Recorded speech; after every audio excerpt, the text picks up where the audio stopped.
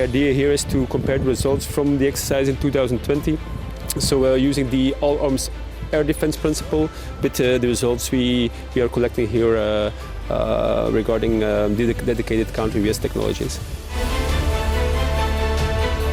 First of all, we have some let's say net-based solution that are present here. First of all, we have a ground-based net solution, being the system of open works, some kind of a net gun if you want.